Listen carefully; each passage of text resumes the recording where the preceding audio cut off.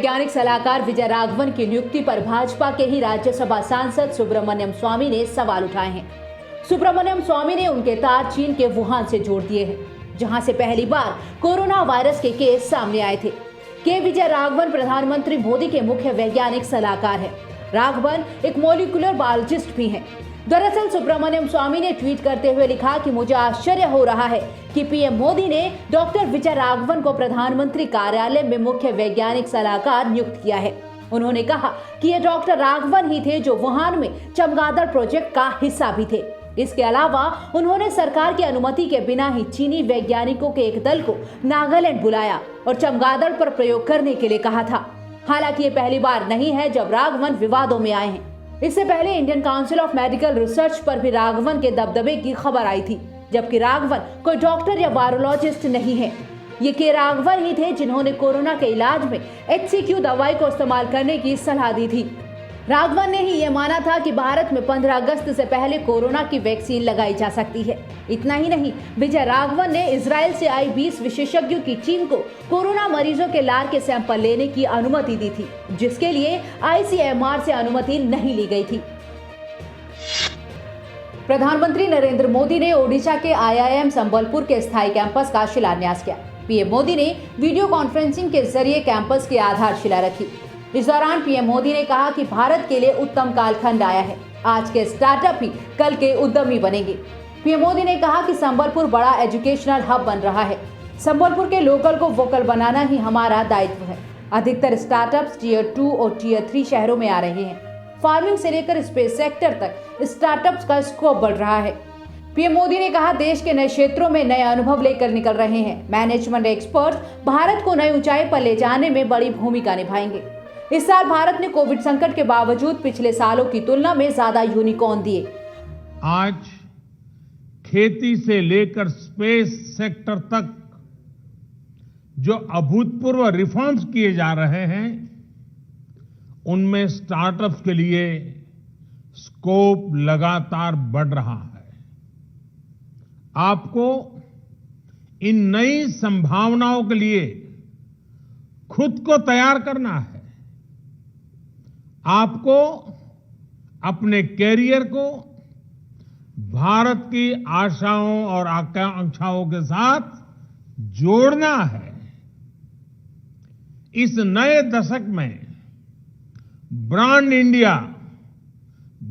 India को नई global पहचान दिलाने की जिम्मेदारी हम सब पर है, विशेष रूप से हमारे नौजवानों पर है। उन्होंने कहा बीते दशकों में एक ट्रेंड देश ने देखा। बाहर बने मल्टीनेशनल बड़ी संख्या में आए और इस धरती में आगे भी बढ़े। ये दशक और ये सदी भारत में नए नए मल्टीनेशनल्स के निर्माण का है। पीएम मोदी ने कहा कि लोकल को ग्लोबल बनाने के लिए IIM के छात्रों को नए और इनोवेटिव समाधान खोजने होंगे। उन्होंने कहा कि IIM लोकल उत्पादों और ग्लोबल सहयोग के बीच पुल का काम कर सकते हैं। आत्मनिर्भर भारत अभियान के साथ ही ओडिशा के विकास को भी नई गति मिलेगी। पीएम मोदी ने कहा कि कोविड के समय भारत ने PPE किट्स, मास्क और वेंटिलेटर्स का स्थायी समाधान खोज लिया है। आज से केंद्र सरकार के आदेशानुसार कोविड-19 टीकाकरण अभियान का पूर्वाभ्यास सभी राज्यों और केंद्र शासित प्रदेशों में शुरू हो गया है। इसके लिए बड़े पैमाने पर तैयारियां की गई हैं। इस अभियान से सुनिश्चित किया जाएगा कि हम देशव्यापी टीकाकरण के लिए कितने तैयार हैं। इसके मद्देनजर केंद्रीय स्वास्थ्य मंत्री डॉक्टर हर्षवर्धन ने गुरु तेग बहादुर अस्पताल में ड्राई रन का जायजा लिया। GTB अस्पताल का दौरा करने के बाद केंद्रीय स्वास्थ्य मंत्री डॉक्टर हर्षवर्धन ने कहा कि मैं लोगों से अपील करता हूं कि वो अफवाहों पर ध्यान ना दें। वैक्सीन की सुरक्षा और प्रभावकारिता सुनिश्चित करना हमारी प्राथमिकता है। पोलियो प्रतिरक्षण के समय पर कई तरह की अफवाहें फैलाई गई थी, लेकिन लोगों ने वैक्सीन ली और आज भारत पोलियो मुक्त बन चुका है। उन्होंने कहा कि सरकार देश के लोगों को कोविड-19 से सुरक्षित रखना चाहती है। वैक्सीन का विकास उसी प्रक्रिया का हिस्सा है। सर, कुछ धार्मिक संगठन अफवाह फैला रहे हैं वैक्सीन के इस्तेमाल को लेकर, उस पर क्या कहेंगे? देखिए मेरा देश के लोगों को ये अपील है कि किसी भी अफवाह में ना जाएं।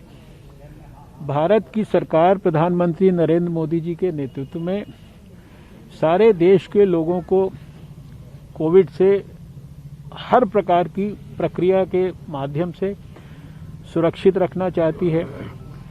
वैक्सीन का डेवलपमेंट भी उसी प्रक्रिया में से एक प्रक्रिया है और शायद सबसे प्राइम हम लोगों का क्राइटेरिया अगर है तो वैक्सीन के ट्रायल्स में वो सेफ्टी है, एफिकेसी है, उसकी इम्यूनोजेनिसिटी है और इनमें से किसी भी चीज़ के ऊपर कोई कॉम्प्रोमाइज़ नहीं है। ये अनुभव पहले भी आया है जब भी बड़े वैक्सीनेशन के प्रोग्राम्स हुए। मैं देश वालों को याद दिलाना चाहता हूं कि पोलियो इम्यूनाइजेशन में भी बहुत सारी इस तरह की अफवाहों को फैलाया गया था, लेकिन धीरे धीरे देश के हर व्यक्ति को ये जो भी अफवाह से पीड़ित होने की संभावना थी उनको रियलाइज़ हुआ कि भाई बच्चों को अगर अपंग और अपाहिज होने से बचाना है तो ये पोलियो की वैक्सीन लेना ज़रूरी है। और वैक्सीन सबने ली और उसके बाद भारत जो है आज दुनिया में WHO से सर्टिफाइड पोलियो फ्री नेशन है। सर्टिफिकेशन मिले हुए भी 6 साल हो गए और आखिरी केस हम लोगों ने 2011 में देखा था, 13 जनवरी को देखा था हावड़ा के अंदर। इसलिए देशवासियों से अपील है कि ये वैक्सीन आपके स्वास्थ्य की रक्षा के लिए है, इसके बारे में कोई भी किसी प्रकार के भी अपने माइंड में मिसकंसेप्शंस ना बनाए। गौरतलब है कि ये ड्राई रन उसी तरह किया जा रहा है जिस तरह वैक्सीन आने पर टीकाकरण के बारे में प्लान किया गया है या जैसे वैक्सीन लगाई जाएगी। इस ड्राई रन में वैक्सीन नहीं दी जाएगी, सिर्फ लोगों का डेटा लिया जा रहा है और उसे कोविन ऐप पर अपलोड किया जा रहा है। Micro planning, session site management और ऑनलाइन डाटा सिक्योर करने जैसी कई चीजों का परीक्षण किया जा रहा है।